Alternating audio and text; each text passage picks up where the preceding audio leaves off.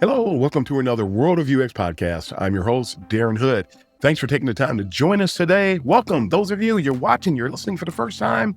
Hello there. Thanks for taking the time out of your schedule to deem this show worthy enough of your time to partake. Welcome, welcome, and welcome. To those of you who listen all the time, hey, welcome to all of you also. We appreciate all of you out there for taking the time to support the World of UX podcast. We are now heard in over 100 countries, folks. Excited about that, proud of that. So we just take a moment to celebrate that. In this, our 5th year, we recently, earlier this year, celebrated the 5th anniversary of the show. Because of some time constraints, we've been sharing a lot of old talks. I call it the Talk Circuit series. And today we're going to continue that little mini tradition that we've got. Looking forward to producing some new, some fresh content in the very near future. But today, again, we're going back to the Talk Circuit series. This was a little bit different. We're going to turn the clock back 5 years. We're going to go back during the pandemic. And I appeared on the Guidelines podcast. I almost got the show right. I got the show name wrong there for a moment. But on the Guidelines podcast, hosted by Jonathan Copeland. And I spoke on that show about the topic of UX Acumen development. So it's really pretty much an interview with Jonathan, and we had a great time, as we always do. I just love talking about UX. I love helping people. I love sharing information for those who really, really, really want to develop in the discipline. And I shared something on LinkedIn recently where I said that getting a job in UX and excelling at the craft, 2 different things, folks. And I'm thankful for folks who really do want to not only just get a job, but they actually have a passion for the discipline, and they recognize when you come into UX, you are now a spokesperson. You are now an ambassador for this discipline. It's a relatively new discipline, and a lot of people we do work for, our clients, our stakeholders, they don't always understand. I think most of the times they don't understand what UX is, which makes what we're doing that much more important and that much more multifaceted. So the topic on the show, again, UX Acumen development on the Guideline show with Jonathan Copeland. We're going to share some things. We're going to cover topics such as my journey and development in UX, early UX evolution, not only of the work, but also of the titles. We're going to talk about fundamental skills required to succeed, some under the radar in UX design. We're going to talk about the importance of personal UX retrospective. Some people go, huh? Tune in. You get to hear about that. We're going to talk about how to predict the developmental outcomes for you to know what's going to result from what you put into this. And we talk about the benefits of taking a respite. Now, some of these are under the radar topics, but they're all important. And so you ready? Ready to dive in? We'll go ahead and get it right into the show, and I will see you again at the end. Enjoy. Welcome to the Guidelines podcast. The following is a discussion with Darren Hood about developing UX acumen. Enjoy. Today, our guest is Darren Hood. Darren, welcome to the show. Yes. Hi, Jonathan. Glad to be here. Thanks for having me. It's wonderful to have you. I've been enjoying your podcast, The World of UX, for a couple of weeks now. And before that, a talk that you did with UX Joburg. And we're going to get into that at the end of the show. But before we do that, there will be people listening to this podcast who may not have heard about you, Darren. Could you please tell us who you are and how you relate to the UX discipline? Okay, so everybody, of course, my name's Darren Hood, and my presence in UX space, it spans across about 25 years. I designed my first website in 1995, and unbeknownst to me, did not realize that I was already doing what we now know to be UX at the time. I was conducting user interviews. I was conducting usability testing. I was trying to make sure I had the right information architecture in place. So I was dabbling as a freelance web designer, doing things like that, and then made my transition into full-time UX work in 2005, taking on a position at a bank, a major bank in the United States. Only had at the time a bachelor's degree in information technology, but wanted to learn more. And I know we're going to be talking about things on this line with the journey.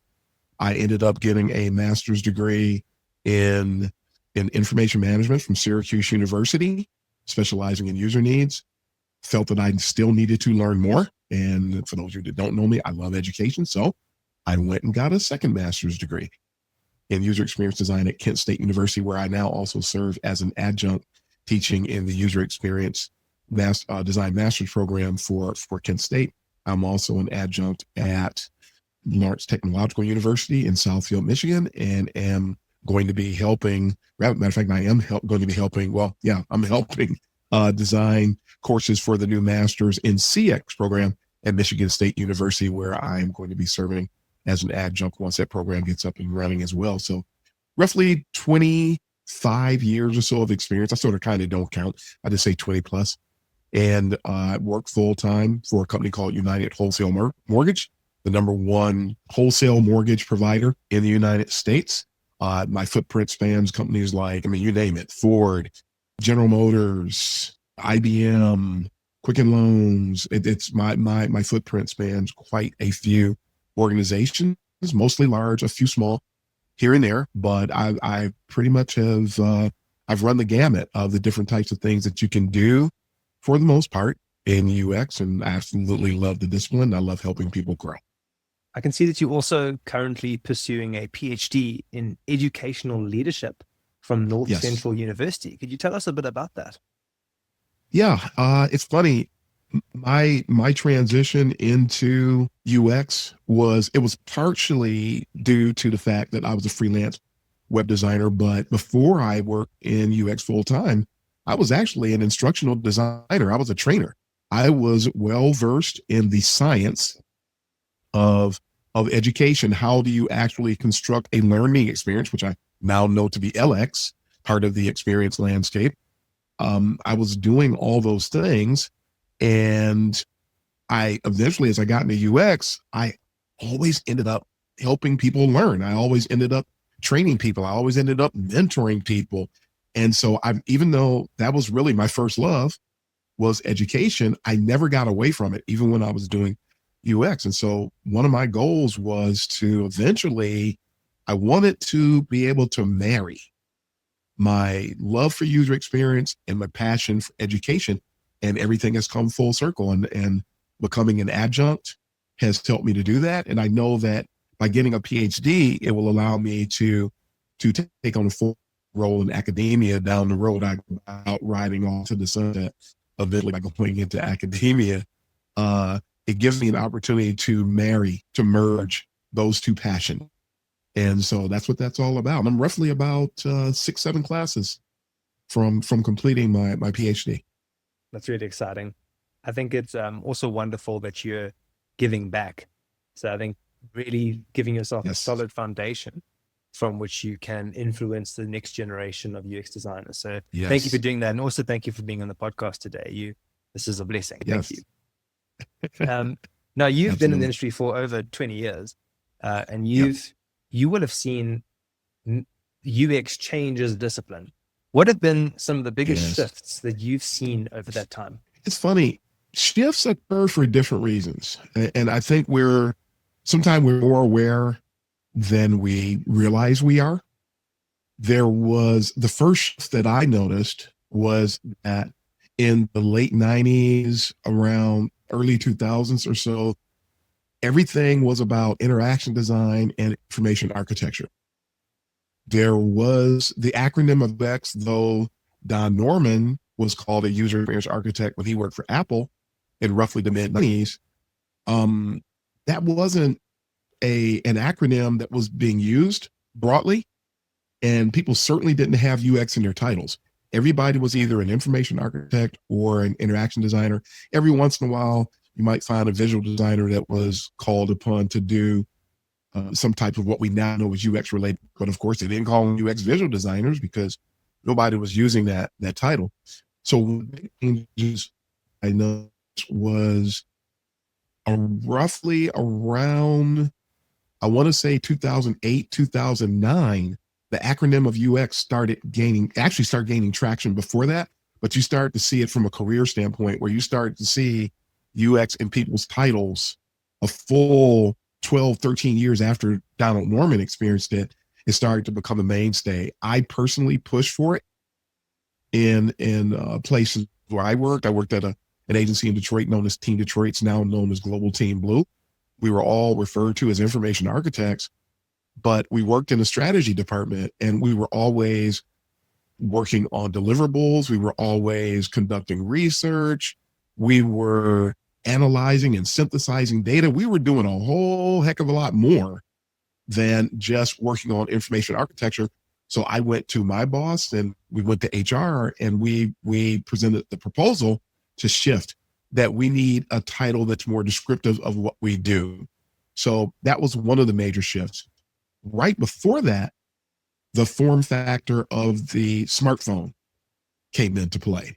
So designing for smartphones was another major shift. And that's one of the more constant shifts that takes place, and why it's important for people to embrace the true methods and methodologies associated with UX. Because if you do, anytime there's a shift in technology or a new form factor comes into play, it's easy to transition those principles, those methods, those methodologies from one form factor, from one technology or one type of experience to another.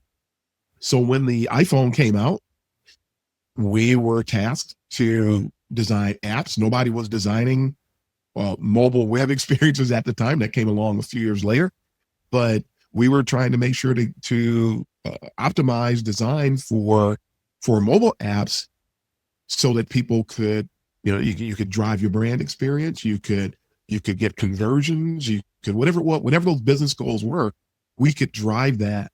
And so I remember working on an app for Bosch that was an award-winning application back in the day, and later on worked on some tablet-based experiences for Cadillac.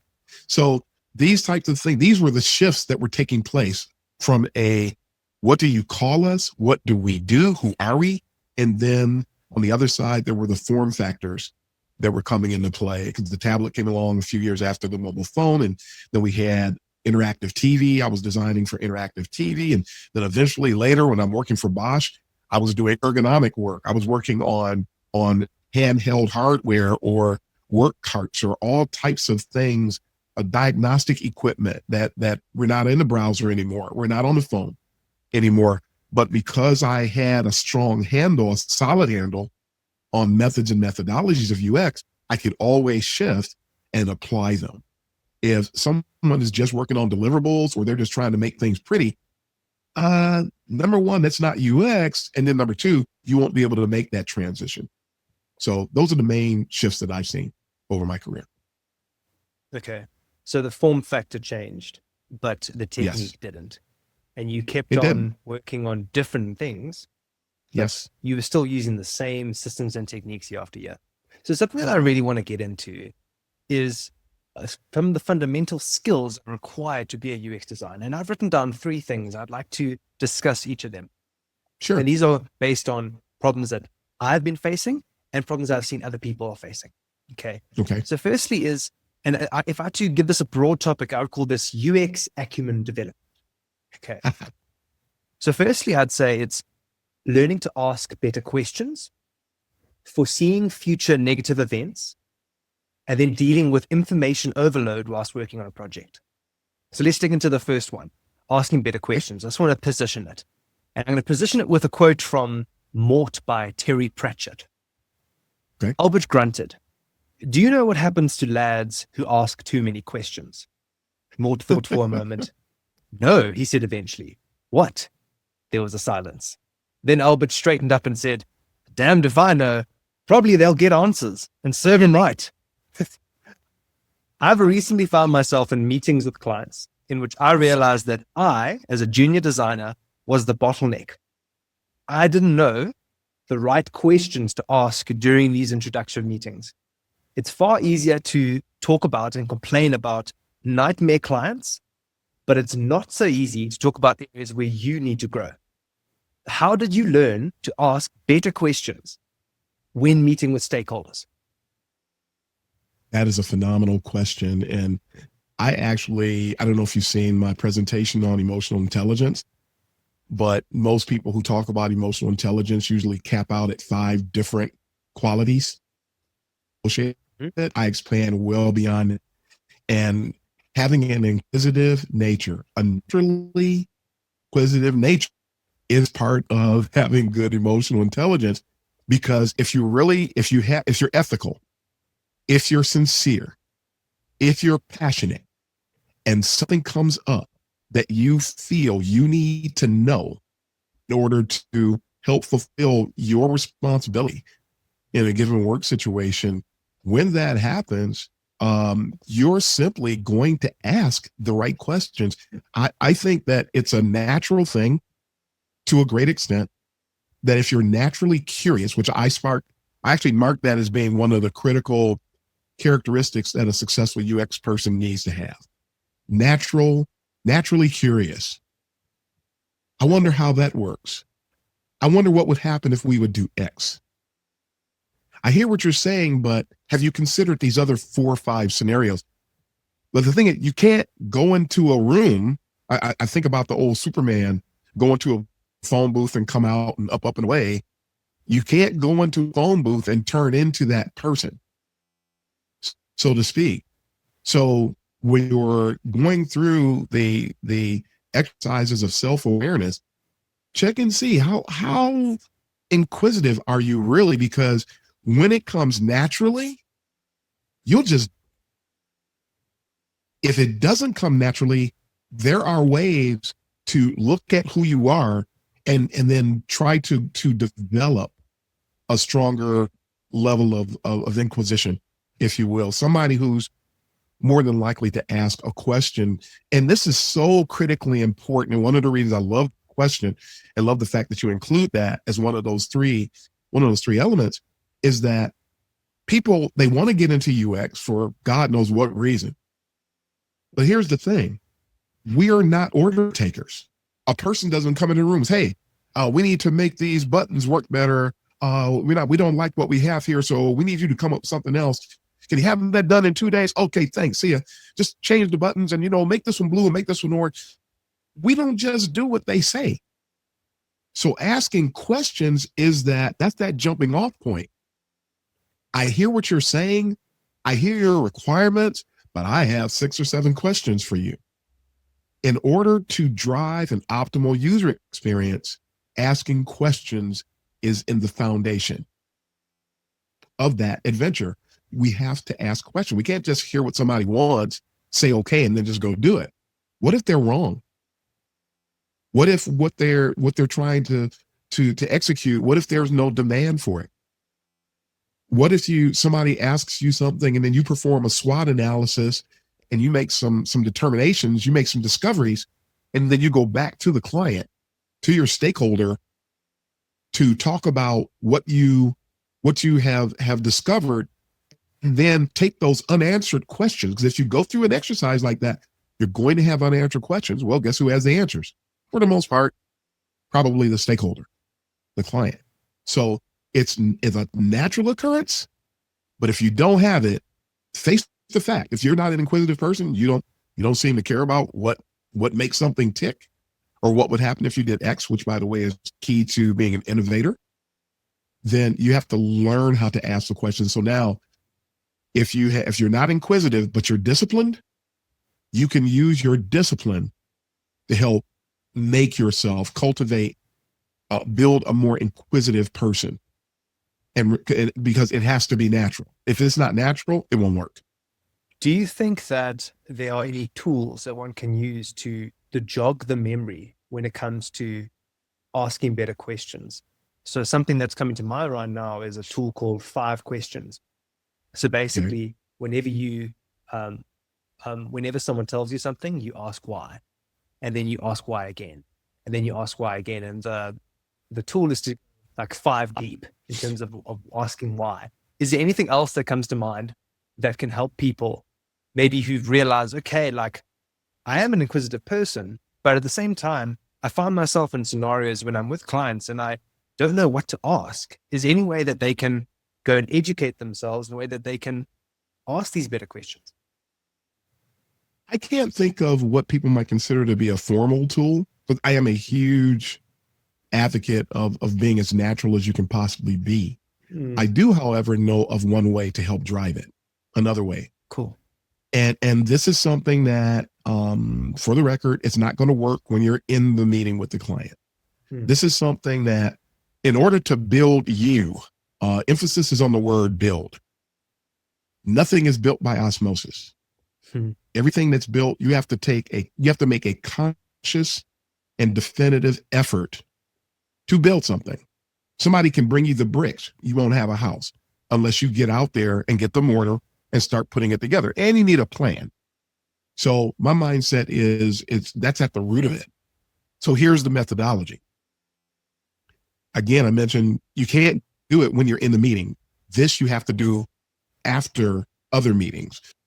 Look at prior engagements with clients, with stakeholders, with team members, even on a personal, even things that are happening in your personal life. So this is a retrospective exercise where you back and look at the interpersonal dynamics that took place during some type of interaction, and you go back, and we're going to borrow from the agile world.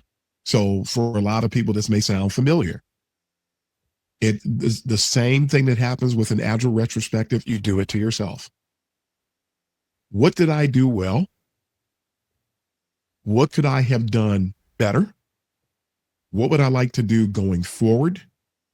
And then specifically with regard to what we're talking about, I do that all the time to myself to see what I could do to make myself a better product. Each one of us is a UX product. What can I do to make myself a better product? So I go through that, but when I'm going through that, I just naturally say, wow, I wish I had asked them about this. So in building that more inquisitive nature, you can focus on that. I would encourage you to focus on other things as well. Focus on that. What questions could I have asked? Listen to what the person said. There's a ton of wisdom to be gained by engaging retrospective exercises, because retrospective vision is always 2020, pretty much. So go look at it, see what you could have done to be better, see what you could recommend it, see what exercise you might have been able to expose people to help them be better, to help the group dynamics be better.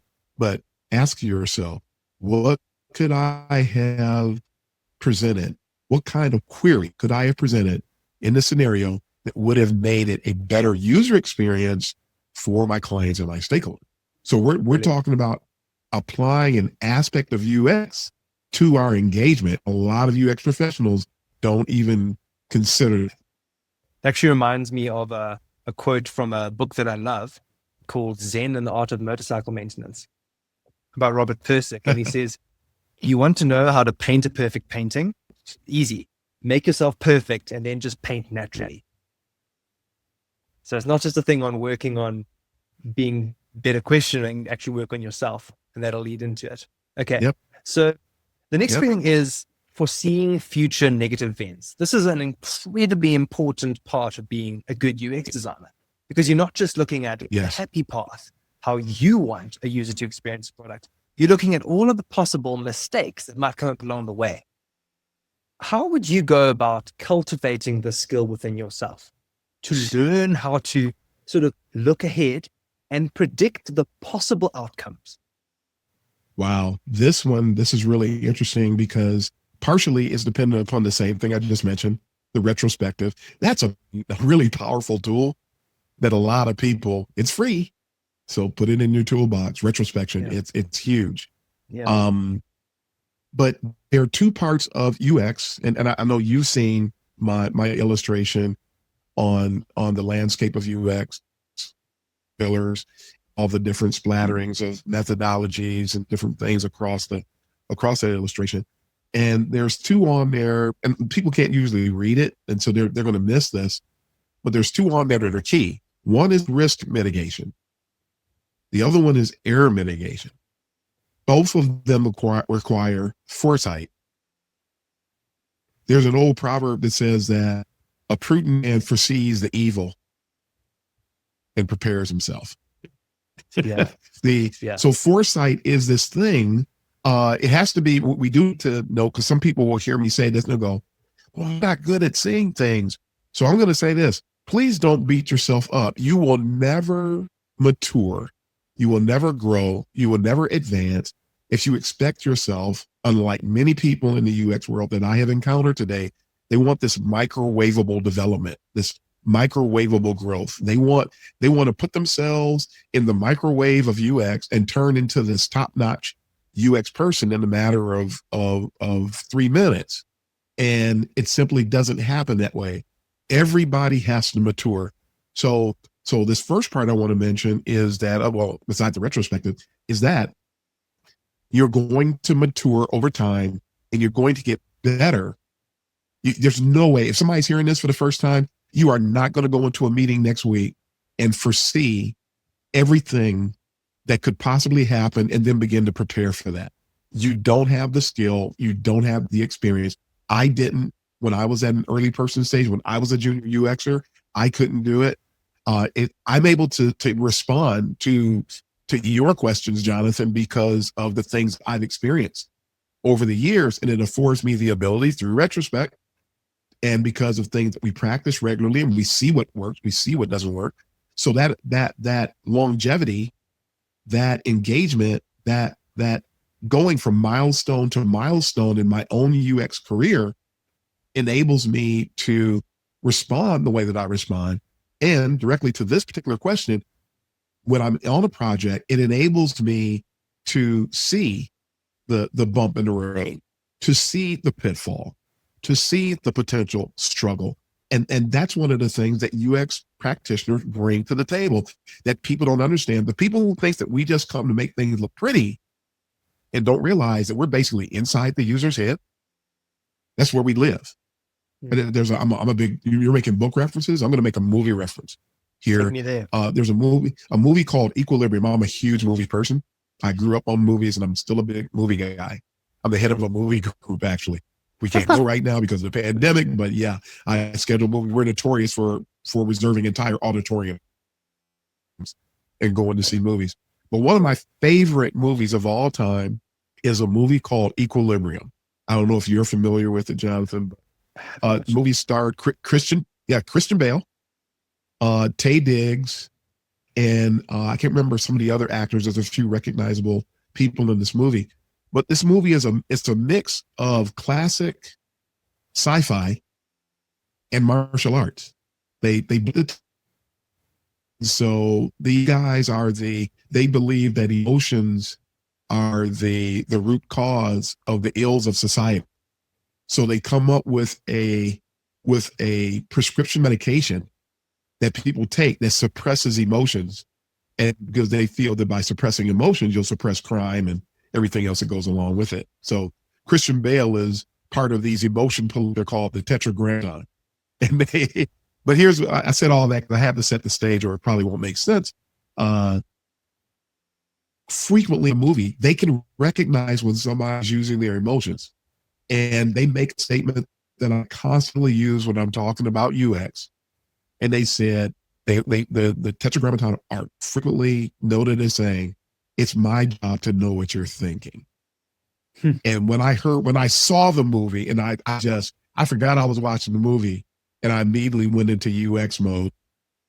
And I think that's what we do. That's who we are. And if people don't understand that that's who we are and what we do, and they just think that you're going to make things pretty, then you're going to bump heads. So please be aware and know that foreseeing a pitfall, understanding that if we go this direction, heuristically speaking, I'm noted for saying that, people expect X, Y, and Z, but we're giving them LMNOP. That's going to, we need to understand that to present a problem with the user experience for what we're working on here for this resource. It's our job to know that we won't good at it immediately. So I encourage everybody, if you're not already at that level, where maybe you started to see and recognize things a little bit. That's good, but it's going to be a while before you become like, boom, boom, boom, boom, boom. You always recognize it. And then even when you do recognize a lot, there are still new and different scenarios that come up. So you still have to be patient with yourself. You still have to give yourself an opportunity to see things, and don't expect perfection out of yourself really at any given time. Never expect perfection from the stereotypical perfection perspective, but actually, and I study Greek terminology a lot, and I found that the word translated perfect in the Greek that we translate perfect, that we use in the King's English, actually it doesn't refer to being error-free. It's funny how society sees perfect as being error-free. That's the stereotypical definition. Being perfect is actually about aiming to do your absolute best, not necessarily having been your best. It's, am I trying to hit the bullseye? You don't have to hit the bullseye to be perfect. You have to be focused to be perfect. And so if we're focused, then you got to know that your results are going to be pretty good if you're focused. If you're not focused, then you're not perfect, and then your results are going to be about the same. So don't try to be error-free, just be focused. Allow yourself the opportunity to grow, and you'll continue to be able to execute the risk mitigation and the error mitigation that goes along with being a top-notch user experience professional. So it's not my job to know what you're thinking, and this will only come with experience and exposure to the work of time. That's really practical. And then approaching your work with a sense of excellence. I'm like, as you're talking, I'm just thinking of quotes from Zen and the Art of Motorcycle Maintenance, man. So I'm going to drop another one. This is from, it says here, what moves the Greek warrior to deeds of heroism? Kito comments. It's not a sense of duty as we understand it, duty towards others. It is rather a duty towards himself. He strives after that which we translate virtue, but in Greek, ariate, excellence. I'm going to move into the last question, which is dealing with information overload. So oftentimes when I'm working on a project, especially when there's tons of information, tons of requirements coming in, I'll feel overwhelmed. And when you feel overwhelmed, it's easy to feel unfocused. So what do you do when you're at the beginning of a project and you start to feel overwhelmed and you start to feel that niggling, unfocused feeling coming in? How do you rein that in? And how do you deal with this massive amount of information in front of you? When things like that happen, it means that it's time to reset. We talk about rebooting our computers when memory isn't running right, but we don't reboot ourselves. Anytime that you feel you're not functioning on all cylinders, go for a walk. One of the things I loved about working in creative agency spaces was that a lot of people hearing exactly that. And if we're not functioning optimally from a mental perspective, what's going to happen to the work? Well, that's why when you go to, and a lot of companies have started copying this lately. That's what the Googles, the world, a lot of other companies have been doing this, and they got it from the creative agencies.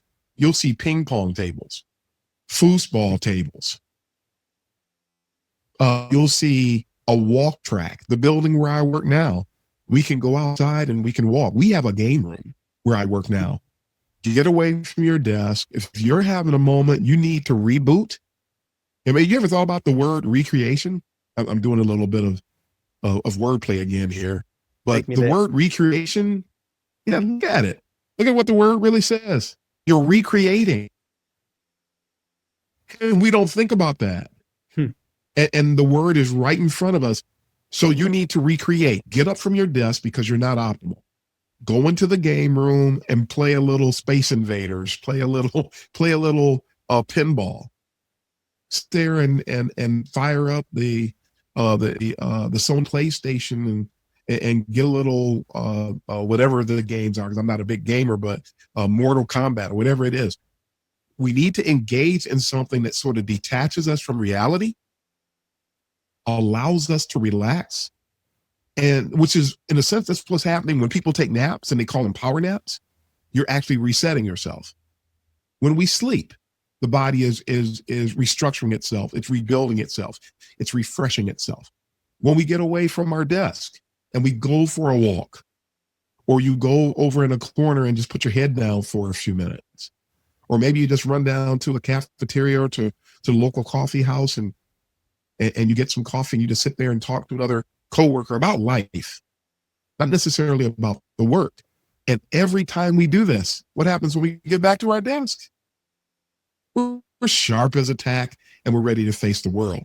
So information overload, it's a thing, but we just have to have strategies to manage that information and then be ready to take it on in digestible chunks and manageable chunks, and then pace ourselves so that we can achieve the excellence that we need.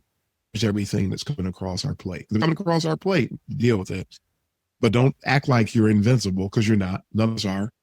And we all reach a point where we need to reboot. So just get better at recognizing when you've reached a reboot state and go from there and manage yourself accordingly. Everybody's going to thank you for it. And your body's going to thank you for it, because our brain's not limitless either. So when we learn how to reboot, come up with your way to reboot, vary for your coworkers, but find out what works for you from a reboot perspective and do it. It's absolutely fantastic, well-rounded, holistic advice. Thank you so much. Are we going to actually wrap it up now? Darren, it's been such a pleasure to have you on the show. Thank you for taking the time to educate and share your knowledge.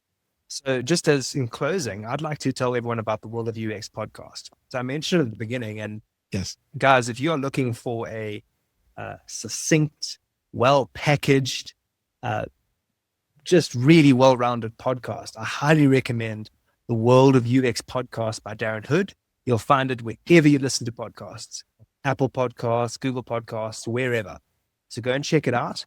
And Darren, if people want to get in touch with you and ask you questions and that kind of thing, or read about some of the work that you've done, what is the best way to do that? Oh, we have something coming up with that podcast, and I'll mention it here if that's okay. Well, most people get in touch with me through LinkedIn. I get a ton of messages on LinkedIn, and I have to set aside part of my day to address them.